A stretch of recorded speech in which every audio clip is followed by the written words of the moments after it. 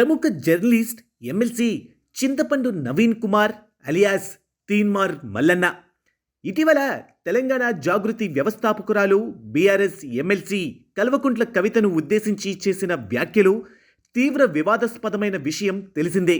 ఈ వ్యాఖ్యలపై ఆగ్రహించిన తెలంగాణ జాగృతి కార్యకర్తలు నిన్న ఉదయం మేడిపల్లిలోని ఎమ్మెల్సీ తీన్మార్ మల్లన్న కార్యాలయంపై దాడికి దిగారు.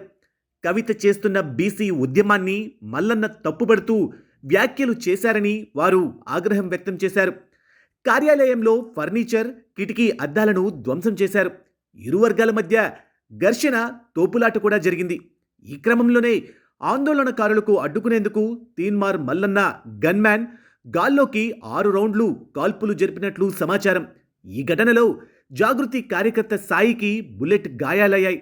సమాచారం అందుకున్న మేడిపల్లి పోలీసు సిబ్బంది అక్కడకు చేరుకుని పరిస్థితిని అదుపులోకి తీసుకువచ్చారు. ఈ ఘటనపై ఇరు వర్గాలు పోలీసులకు ఫిర్యాదులు చేసుకున్నాయి. తొలుత తీన్మార్ మల్లన్న ఫిర్యాదు మేరకు కేసును నమోదు చేశారు. తెలంగాణ జాగృతి కార్యకర్తలు కవిత ప్రేరణతో తమపై దాడికి దిగారని, ఆస్తిని ధ్వంసం చేసి తనను హత్య చేసేందుకు యత్నించారని తీన్మార్ మల్లన్న ఫిర్యాదులో పేర్కొన్నారు.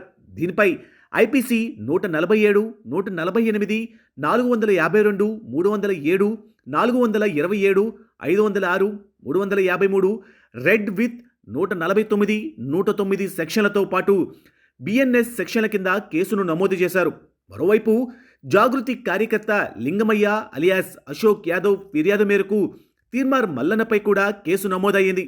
మల్లన్న వ్యాఖ్యలపై ప్రశ్నించేందుకు క్యూ న్యూస్ కార్యాలయం వద్దకు వెళ్లగా మల్లన్న వర్గం తమపై దాడి చేసి కత్తులు, తుపాకులతో మహిళలను బెదిరించారని, మర్యాదకు భంగం కలిగించారని ఆరోపించారు.